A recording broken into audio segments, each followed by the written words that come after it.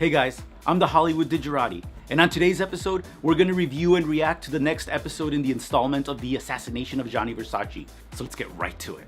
So the episode starts off in kind of a weird way. They show us kind of like the Home Shopping Network, but it's like a fake Home Shopping Network because it's CHSN. I don't know what the C stands for. And they zoom in on this woman who's selling the stuff, and the actress's name is Judith Light. I don't know if you guys remember her, but she was Angela from Who's the Boss back in the 80s. It then cuts to her being at the airport, and she's at a payphone because she's waiting for her ride. Obviously her husband was supposed to pick her up, but he's not there. So she's like, where are you, where are you? I guess I'm gonna have to take a cab. And that's when she hops into a taxi to death.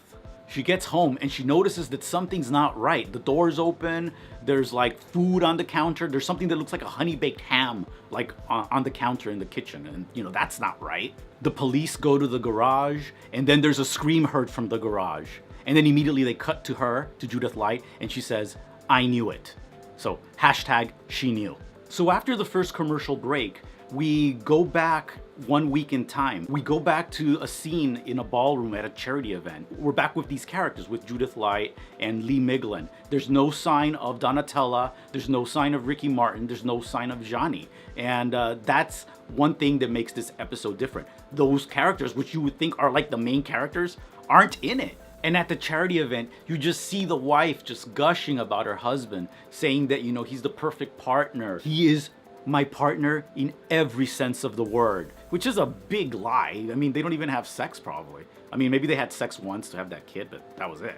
We then see Andrew Cunanan call the house, and Lee picks up the phone and he's like, can you talk? And he's like, give me 1 second. And he's like giddy, like a little teenage girl, and he shuts the door. We then see him talking to his wife, Judith Light, and Judith Light is like, you should come with me, you should come on the trip, you know, especially if you're in one of your little blue moods. And he's like, no, I'll be fine here in the house. You know, he's just playing along, you know, pretending to be like a good husband that misses his wife. It's all a big sham, a big ass sham. They then show us Lee go downstairs to like the basement of his house, and then we see something like totally weird, what looks like an altar or a little mini church in his basement. He goes to the altar, he kneels down, and he's like praying to God, saying, you know, he tries, you know, he's been trying for like what, 50 years, you know, obviously he hasn't gotten with the program.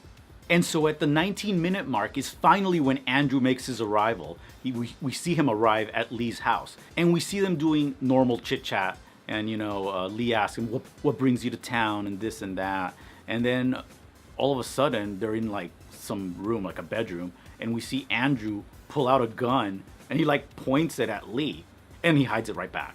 And I was like, oh my God, he's gonna kill him like instantly? It's like, it's only 20 minutes into the show. So then Lee starts talking about his project called the Sky Needle. I had never heard of this ever, so it was a real surprise to me to hear it in the show. But apparently they were gonna build like the world's tallest building in Chicago. Andrew's like, will it have an observation deck? And he's like, yeah. So it'll be built right next to the Sears Tower, so people on their observation deck can look down on the people at the Sears Tower's observation deck. You're gonna put them out of business. And then Lee's like, I never thought of it like that. And Andrew's not buying it. He's like, of course you thought about this. I mean, it's a ginormous tower, and that you're building, it's like your legacy, and you never thought about that. I mean, he's kind of right. To break the tension, Andrew kisses Lee. Andrew asks, have you ever been kissed like that? And Lee's like, no, I feel alive. Andrew's like, I could be a husband, a partner. You know, he's basically telling him what he wants to hear, I guess. Saying that for him it was that good too, the kiss, which is not true, you know, he's just playing him.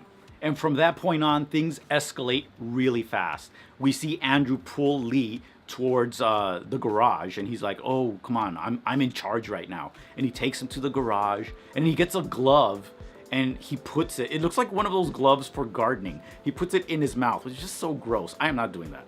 And then he gets out the tape again, and he starts putting it all around Lee's mouth, Lee's face, and just enough to cover the whole face, but he can still breathe. I mean, I can't believe he allowed Andrew to do that. I mean, that is so gross and weird.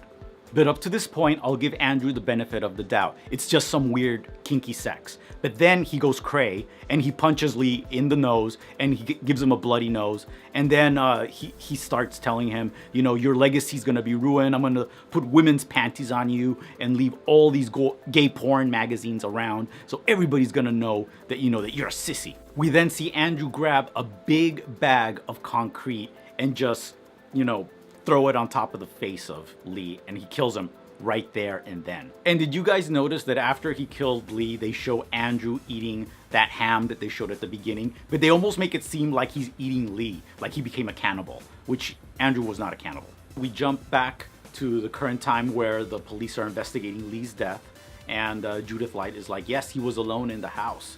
And she calls her son and he flies in all the way from California. Apparently he was in Air Force One playing a Russian pilot. Cut to New York City and they show Andrew walking into the Versace store, I think on Fifth Avenue. He sees one of the catalogs, the Versace catalogs, and he starts like, you know, thumbing through it.